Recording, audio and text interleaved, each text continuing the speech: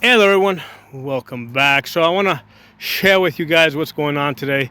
The next project that I'm going to be working on, which is basically just rearranging optics on uppers. Okay, so for the last few months, I've had this primary arms 1 to 8 PLX. Okay, that's a $1,500 scope.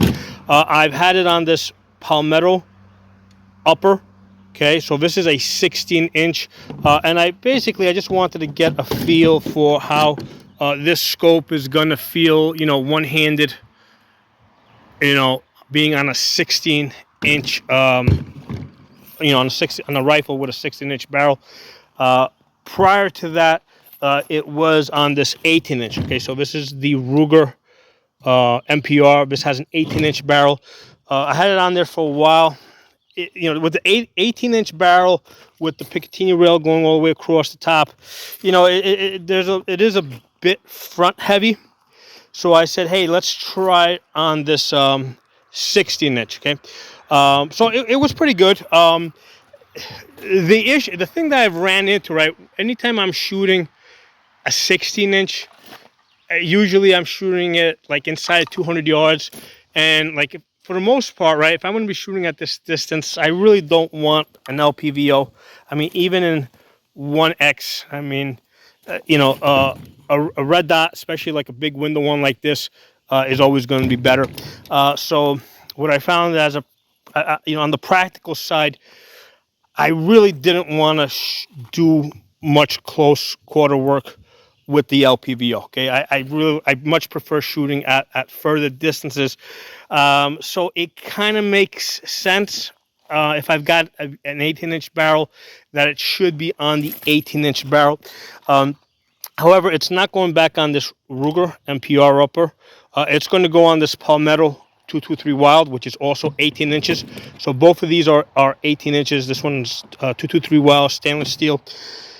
So the nice thing about this Palmetto is that it's got the hybrid rail, so that it's actually, the rail itself ends up being a little bit lighter. It's not, aside from it not having the Picatinny here, it's also a little bit thinner.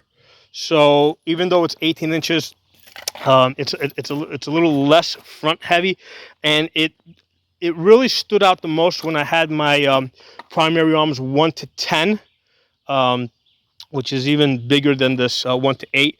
And initially, I tried the 1 to 10 on the Ruger MPR, and it was just like it was just horrible. Like it was like noticeably, annoyingly heavy. But when I put it on the Palmetto 223 Wild with the lighter rail, you know what? It just the rail being just a little bit lighter made it a little bit more comfortable to move around. Okay, so what I'm going to do now, that 1 to 10 ended up going on my 16-inch AR-10. Okay, so the 1 to 10 found the home. I'm happy with it on my 16-inch AR-10.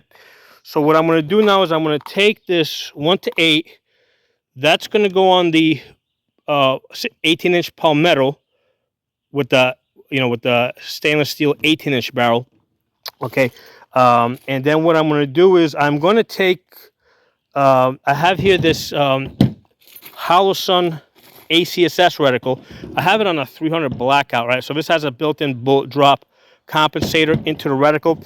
So I started doing some work with 300 Blackout this year, and I've come around to realizing that like 300 Blackout kind of like really sucks. Like it has less power than the 7.62x3.9. It's not any more accurate. Like I'll get like 1.5 inch group with both, with steel case. I'll get 1.5 inch at 100 yards with Red Army Standard, steel case Red Army Standard. And I tried 2 different brands. I tried Federal, I tried Freedom Munitions. So I'll get about 1.5 inches with the 300 Blackout. So given the 300 Blackout is more expensive, it really doesn't make sense to really get invested in 300 Blackout. So, I have another 16-inch, and I've got this one's an 18-inch here. I had it on here because I was trying to shoot at distance using the bullet drop compensator, but it's just not it's really not working out the way I thought it would be. I'm just going to put a regular red dot on here, a circle dot. So I'm going to take this circle dot, right? That's the Holosun multi-reticle.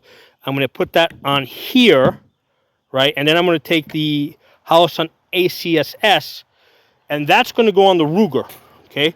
Because remember, that's the one with the heavier rail. So I'm going to put the ACSS here, and then I'm going to put the magnifier behind that, and that's going to be a good place for this 18-inch barrel to be, I think.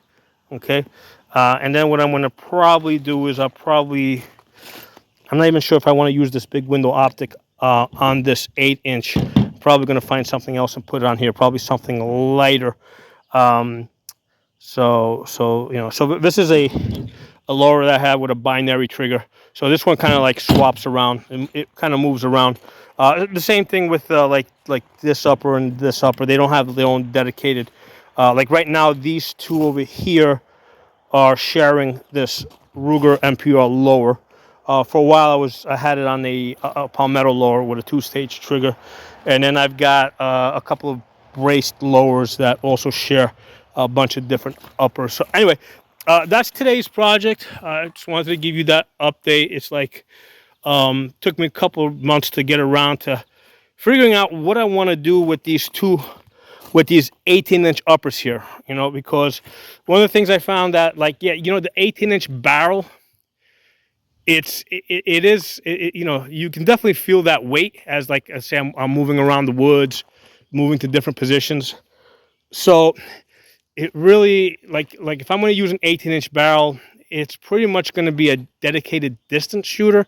So it kind of makes sense that the 18-inch barrels are going to have either an LPVO on it or an optic that has, like this Holosun ACSS, that's the 503G, that has a built-in bullet drop compensator. So I can shoot at, like, basically I want to, if I got an 18-inch barrel, I'm going to be shooting like 300 to 600 yards.